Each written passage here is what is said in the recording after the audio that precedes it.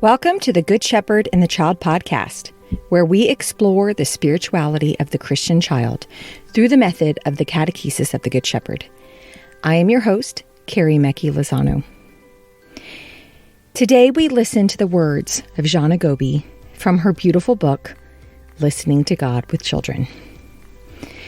We have for you today part of Chapter 5 and part of Chapter 6 as a way to help prepare ourselves for the beginning of the year in the atrium with children.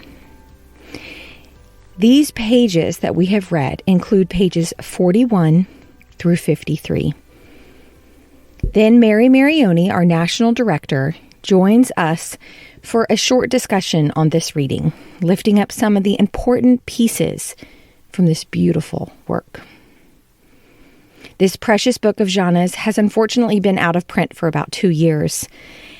We have been actively working on a new book, which will contain Gianna's legacy with updated information and new content. We hope to have this published by next spring, 2024. We will be keeping everyone informed through our member memos and the In the Meadow emails, which come monthly to our members. I hope you enjoy. Listening to God with Children by Gianna Gobbi, Chapter 5, the section How to Begin with a Group of Children. At the beginning, it is necessary to help the children orient themselves to the environment in order to make it their own, practice focused, controlled movements of particular importance for the younger child, and correctly use the objects and materials in order to achieve independence and concentration in their work, and to learn to respect the independence and concentration of the other children. If the group of younger children is large, we might have 4 or 5 children come to the atrium at a time for the first 3 or 4 weeks. Once the separate groups are acclimated to the environment, the whole group can be formed. Also, for very young children, we begin with shorter sessions of 45 minutes to an hour and gradually increase the time up to 2 or 2.5 hours. The longer amount of time will become essential in order for them to enter fully into the rhythm of the atrium. This rhythm usually includes a time for gathering and settling, a short presentation, the time for the Christian proclamation, a much longer work time, a time for the children to put their things away and restore the environment without rush, and finally, a time to gather as a group and end the day together with song and prayer.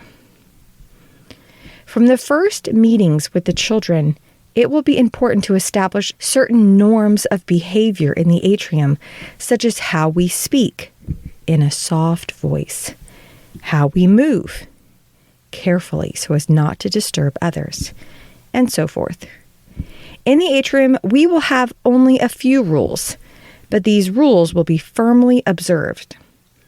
It is not strange to the children, nor should it be to us as adults, that such a special place where one is to meet God in a particular way requires of us special ways of moving, speaking, and interacting with each other.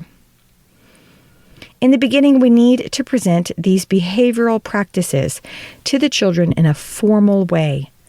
Later, as the children become accustomed to the environment and are self-directed in their work, these behaviors tend to become second nature. In the atrium, there's no longer teachers' desks occupying the front center of the room. Instead, the catechist will have a small chair and table like those of the children, situated in an area of the room that allows the catechist to observe the children and make the catechist easily accessible to the children who may come to him or her for help. For the Christian proclamation, which is made each time the children come to the atrium, it is customary to have the children bring their own chairs to form a circle. How to carry a chair is one of the early movement lessons. Sometimes for solemn celebrations or special presentations, it can be helpful for the children to find their chairs already arranged. For some individual or small group presentations, the children gather where the materials that interest them is displayed, such as near the model altar or the baptism area. Other presentations require that the catechist bring a material to a table, such as the infancy narratives, the parables of the kingdom, and so forth. For their personal work, the younger children like to work at a small, individual-sized table, or else they will spread a small rug or mat on the floor on which to place their work. For this reason, one of the rules of the atrium will be to walk carefully around the mats, so as not to disturb the other children's work. Finally, in beginning with a group of younger children, there are 3 particular areas we focus on: controlled movement, practical life activities, and silence exercises. In a Montessori children's house, these areas of work with the children are fundamental because they place in clear, harmonious relationship the I of the child and the child's external reality. Furthermore, in the atrium, the children become aware that the ability to control themselves, to perfect themselves, and to live harmoniously with others directly serves their relationship with God. In an atrium, which is part of a Montessori children's house, it is not necessary to focus as much on formal lessons in these areas because they form part of the child's daily school life. Still, it is important to note that in the atrium, the children seem to find the fullest meaning or expression of what they have learned in the regular Montessori environment. In these areas of controlled movement, practical life, and silence exercises, we are given a further opportunity to observe the children and to discern how best to help them in their personal development. Furthermore, each of these areas of controlled movement, practical life, and silence plays its part in the creation of the atrium environment, in the work of the children, and in the overall atmosphere of concentration, meditation, and prayer. These areas are so important that we have addressed them in separate sections in this book. Chapter 6, Welcoming the Children. The first day. It is important in working with the children to begin in the right way from the very first meeting. The catechist will have already come to know the children and their families. He or she will have carefully prepared the environment for the children, as well as himself or herself, to be with the children and God in the atrium. The following suggestions are offered for the first atrium session as helps for the children to become acclimated to the atrium environment and for the atrium community to organize itself.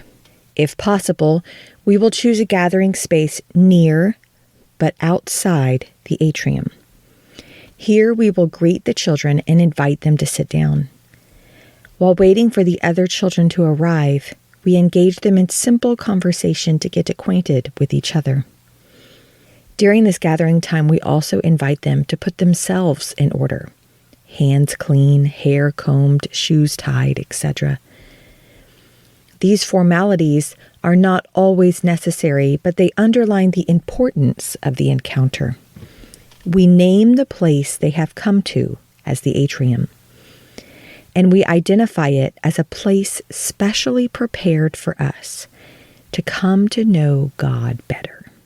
Calling the children each by name in a whisper, we invite them to enter the atrium and choose a chair on which to sit. We might show them how to carry their own chair to the circle, or we might have the chairs already placed in a circle. Once all are seated, we point out to them some of the different areas of the atrium, such as the model altar, the baptism corner, the geography and infancy narrative area that help us learn about his birth, and so forth. We give special emphasis to the prayer corner. We continue our introductory talk about the atrium. Why have we come here? What will we do here? Talk about God. Listen to God. Work and sing and pray, and some things we will do here to come to know God better. In this first encounter, we will go on to demonstrate some of the ways we will move and act in this special place. These kinds of demonstrations will be done every time the children come to the atrium, especially in the early weeks. Their aim is to help the children become familiar with the environment and function comfortably within it. For the first day, we are sure to include how to speak softly and move slowly and carefully, how to greet one another, where to get a drink or go to the bathroom, and so forth. Our time together, as at most atrium sessions, ends at the prayer corner. Depending on the readiness of the group, we might prepare the prayer table together on the first day, making a special procession to carry the articles for the table, the appropriately colored cloth, which is usually green at this time since we begin the atrium year in ordinary time before Advent, the Bible, candles, perhaps a sacred image, and some flowers. At the prayer corner, we light the candles and perhaps read a short psalm phrase. After a brief time of silence, prayer, and a song, we say goodbye to each other, and the children go home. The dismissal time needs to be conducted in the same quiet, orderly way as the rest of the atrium session. The catechist might remain with the children at the prayer table singing, while an assistant signals quietly to the catechist as each parent arrives. And the catechist in turn dismisses the respective child. This method of dismissal is often preferable as it avoids the potential restlessness of children who have to stand around and wait for parents who might be late. Otherwise, the catechist might take all the children together to the place where the parents will pick them up. As we have said, all these formalities help us to begin a good work with the children. We will perhaps be surprised at how much self-discipline the children are capable of having and how happy they are to have it. Respect for the rules of behavior, which we call forth from the first day, will help to create an atmosphere of work that favors meditation and prayer. Finally, we might note that in subsequent years, there will be less of a need on our part to teach the formalities, because the children who are already acclimated to the environment will teach the new children. Movement exercises. The movement exercises, or lessons of controlled movement, help the children gain control of their bodies and correctly use the things in the environment. The following are some of the movements the catechist might demonstrate in the early weeks of the atrium. How to carry a chair. How to sit. How to roll out and put away a floor mat. How to walk around the mats placed on the floor where another child might be working. The catechist demonstrates these movements slowly and deliberately, using few words. The aim is to make the movement itself visible and clear to the child, so that he or she can readily repeat it. If done well, these movement lessons are very pleasing and interesting to the children. In addition to helping the child gain independence and self-confidence, they help to establish the behavioral practices which are necessary for the smooth functioning of the atrium as a community. The catechist will need to decide the specific movement exercises that are called for according to the particular physical and social characteristics of the atrium. Maria Montessori wrote in the Manual of Scientific Pedagogy, "Teaching how to move is the key to obtaining discipline and order in the class. The more movements that are taught, the more we advance towards the goal of permitting an orderly expansion of the small child's activity. Therefore, let the instructor teach all those movements which intervene at every instance in daily life, such as moving a chair, standing up and sitting down, picking up and setting down objects, gathering things that have fallen and replace them carefully, offering an object to another person, opening the door, letting someone pass by, and so on. The movement exercises harmoniously uniting mind and muscle prepare the way to self-control, the possession of free will, and a natural obedience. They lead to concentration and finally to meditation, which forms the basis of prayer. Thus, the control of movements which can be gained through these exercises is an enormous help to the child. It is important, however, that we not interpret these exercises as having the limited objective of maintaining discipline and order in the class. These exercises correspond to a deep, vital need in the child for order. They give the child a sense of self-mastery and thus self-confidence, calling him or her to repetition of the exercise and to greater concentration. To gain a deeper understanding of the importance of the movement exercises, one is advised to read in Montessori's books, The Secret of Childhood, Chapter 15, Movement, The Discovery of the Child, Chapter 6, Education in Movement, and The Absorbent Mind, Chapter 13, The Importance of Movement and General Development. In these chapters, Montessori stresses the importance of movement in the psychic makeup of the child and in the development of life in human society. The importance of movement in religious formation is perhaps best expressed in the prayer of a particular child in the atrium. My body is happy. It is also necessary for us as adults to control our movements and gestures, especially in order to be centered and focused in prayer. Thus, we too are helped by the movement exercises. Practical life activities. Often when the children come to the atrium, they bring some flowers. We take the opportunity to show them how to arrange the flowers in a vase and place them on the prayer table or at some chosen spot in the atrium.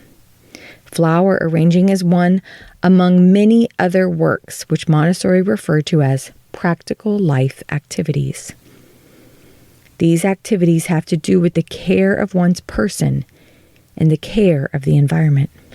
In a Montessori children's house, the children spend a goodly amount of time on these activities. Practical life activities offer the opportunity for intelligent work. They correspond to the child's need for movement, order, and independence. For this reason, it is very important that we, adults, not view the practical life activities merely as the duty or personal responsibility of the child in helping to keep the environment in good order. Rather, we must understand that the practical life activities fulfill a deep need in the child, especially in the younger child, and also are directly connected to the religious life of the child. Knowing how to use objects correctly, how to carry things, how to care for one's surroundings, and so forth, all share an aim that goes beyond physical functioning. Both the movement exercises and the practical life activities nurture wholeness in the child. The children carry out these activities with joy. They live a religious experience in the totality of their persons. We have all noted how very young children want to participate in the activities they see adults doing. Why? These activities are part of the daily life of every child since birth. Just as the child absorbs language, so does the child absorb the actions or activities of the culture surrounding him or her. particularly those which are carried out in the daily life of the family. The child of only 1 or 2 years has already begun observing and absorbing these practical life activities. He or she has already begun to understand the meaning of some objects and their use, and is able to associate the objects with the people who use them. The young child even has rudimentary control of his or her own movements and is trying to participate in the family's activities. The child is no longer satisfied just to watch these activities going on. Rather, he or she now has an irresistible urge to do the activities as they correspond to a vital need within. The child wants to repeat and to accomplish the task for the profound and internal satisfaction of improvement. In the process of doing the task, and both the repetition of the task and its accomplishment, the child builds his or her own sense of security. When the adult prevents the work, interrupts it, or interferes in it, the adult distracts the child from his or her normal path of development. The work of the adult, therefore, is that of creating the conditions which are conducive to the child's development. As the child continues to absorb the surroundings, the child begins to imitate adults and, with great effort, progresses towards the ability to master the environment. In her book, The Absorbent Mind, in the chapter on Development and Imitation, Montessori writes, "The important thing is that before the child can imitate, he must be prepared for doing so. And this preparation derives from the effort he has been making." The child carries out the practical life exercises not just because they are useful, but because through them, the child experiences the profound internal satisfaction of growing in independence and of integrating intelligence, will, and movement. Indirectly, these activities help to consolidate and develop coordination of movement through exercises and much repetition. Children want and need to occupy themselves with these activities. Furthermore, they want to do them alone because the activity has as its aim a work, and the work has as its aim independence. Children have a natural drive towards independence and ask of us, however indirectly or even silently, "Help me do it myself." Practical life activities are not limited to domestic tasks, such as cleaning and other household jobs that serve individual human life. These activities have a broader aim in that they involve work in the service of others. We can set forth the principle that human work does not have the singular purpose of survival and physical well-being. Rather, in those who believe, work becomes a service that transcends them. It becomes service to God. Recalling her first experience in the field of religious formation of children in Barcelona, Maria Montessori said that the children manifested a new dignity and joy in performing practical life activities within a religious environment. It was as if in that particular environment, they had found the purpose of all they had practiced in school. Mary Mirrione, we are so happy that you are back on the podcast with me. Always a pleasure, Carrie. So we just listened to part of Chapter 5 and part of Chapter 6 of Gianna Gobbi's Listening to God with Children that really speaks into that beginning of the atrium year and how to set the space up in a way that makes it very fruitful.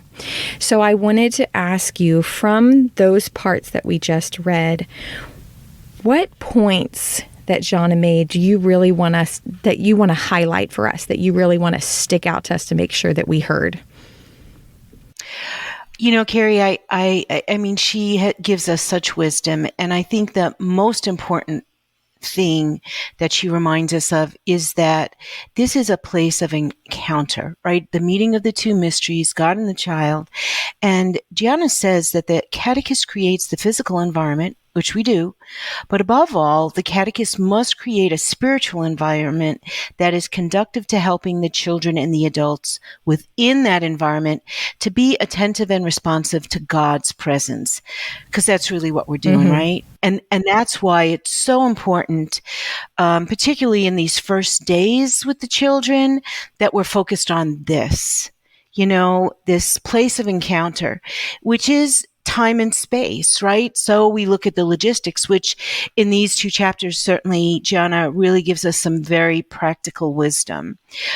And she says, I think multiple times, right, that it's important when we're working with children to begin in the right way from the very first. And so what does that look like? What are the things to remember? And often when we're as catechists, we're focused on preparing the environment, making sure we have everything that needs to be in there. And that is a lot of work. But she reminds us that we really need to come to know the family. So what is the preparation that happens even before the children come so that we have that? We've in some way met with the family, met with the parents and the caregivers. And then, of course, yes, carefully preparing that environment. But then, and I think we have a tendency to maybe rush through this next part, which is, and she gives more detail, but we're having like half the children coming half the time, like it's a very slow entry. Those children who are returning, certainly they come, they're there with us, but the new ones, they can come maybe halfway through. Or if it's a whole new group of children, we split the group in half and have them come just for a short amount of time so that we can do some work with them and they're happy. And then they can go home and come back again next time. And over the next few weeks, maybe, 4 to 6 weeks, they have this gentle orientation to the environment so that they can make it their own, right? And what we're doing in that time is important, certainly. We're practicing controlled movement, which, of course, will you might unite the body, mind, and spirit, right? And it prepares the way for self-control so that they can do these things. We're showing them again and again, like I don't know how many times I'll say, even in that first half of the year, let's remember how we carry a chair. Oh, let me show you again how we carry a chair. Because everything does need to be used correctly so that they can have independence. Right? And their independence will allow them to have concentration, and concentration leads to contemplation. Right? And they learn how to respect this process in others as well, everyone there. Right. In those beautiful ways of the atrium that you're talking about of how we walk in the atrium, how we talk in the atrium, how we move a chair, do a rug, all of those things, walk around a rug that Gianna talks about in these chapters. Those are so good to remember whenever you feel like your atrium is kind of spiraling a little bit. It usually, in my experience at least, you have to go back to these things, ways of the atrium. Right. And then it's just so beautiful, especially for level 1, because that's where I am mostly, to see these 13, 14, 3, 4, and 5-year-olds, 6-year-olds complete in contemplation because they have absorbed this ways of the atrium, this control of movement that Gianna is talking about that allows them to then sink into it. It's beautiful. Yeah. And, just that, like, everything we do leads to prayer. We know that. But sometimes, like, we'll really hold that so much that we don't actually give them space to enter into it. Do you know what I mean? Like, we'll start outside maybe with some things and then we'll go to the prayer table and we'll pray, and then we'll let them do some work, and then we come back to the prayer table. And really, if we can just, gently help in all these ways that Gianna speaks about. And so really it's just at the end of our time together, we're at the prayer table now because we have done all this work that leads us to prayer. And then we can have even just a beautiful time of silence. Just be together in the silence with him. You know, that's really what we're about, you know? And you know that also means for us that we're getting there way before the children, so that we have time for us to also enter into where we need to be, so we can be there with them and for them. And so how do we prepare ourselves? You know, we didn't look at that in these two chapters because it's in, I think, the second chapter on the adult. But, you know, Gianna said that we should always do, before the children come, an examination of conscience, particularly looking for pride and anger within ourselves. And the pride coming from overvaluing our part in forming the child, and the anger rises when the child doesn't respond the way we expect. And if we can be in that space before they ever arrive and really look at that within us, and then be ready to greet them and welcome them, always looking at helping them have this independence and this concentration so that they may have this contemplation. Like, that's what we're there for, right? Right. I know. I love that's my favorite Gianna Gobbi quote. It's from page 15 about the adult, the examination of conscience. And I would say that that's the next check whenever you feel like your atrium is kind of spiraling. It's the adult. Right. There's something wrong. Right. My expectations, my pride, my anger. What have I brought into this atrium space? My emotions, all of that. So doing like what you said of arriving early to prepare not only the space, but also myself. It's a great way to help with that. I like to walk around the atrium and invite the Holy Spirit into this space and into myself, into my very being as well. Pray for each of the children by name. Just have some time of prayer before the children even arrive as a way of preparing. These are beautiful chapters. These are great words from Gianna that she has given us to help us as we get ready for this new atrium of the year that we're all about to start in. So many gems throughout the whole thing. Yeah. Well, Mary, is there anything else that you would like to lift up before we finish? I think I just want to, let everybody who's listening know that I'm holding all of them in prayer too, that as we come to welcome the children, that, we can say with our Good Shepherd, like how he was filled with joy, and how did he say? I think it's in Matthew. I praise you, Father, Lord of heaven and earth, because you have hidden these things from the wise and the learned and have revealed them to the children. And then he goes on to talk to the apostles, and he says, prophets and kings have longed to see what you see, and they didn't see it. And we live that with the children in the atrium. Prophets and kings have longed to see what we see. So let's praise the Father with our Good Shepherd for the children he continues to send us. And, the privilege of being with these, the greatest in the kingdom. Amen to that. Thank you, Mary. You're welcome, Carrie. Thank you.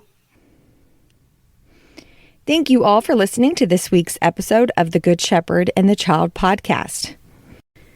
Don't forget that we have the audio version of The Religious Potential of the Child by Sofia Cavalletti, read by Rebecca Royce-Savage, available to you. If you would like to purchase access to the Podbeam Premium channel that allows you to listen to all the chapters of the third edition of this great book, check out our show notes for directions on how to do that. This podcast is sponsored by the United States Association of the Catechesis of the Good Shepherd. We would like to thank all of our contributing members because you are making this podcast possible. If you would like to know more about the Catechesis of the Good Shepherd, or if you would like to become a member, please go to cgsusa.org. Thank you all for listening. We will see you in 2 weeks. Go and fall more deeply in love with God.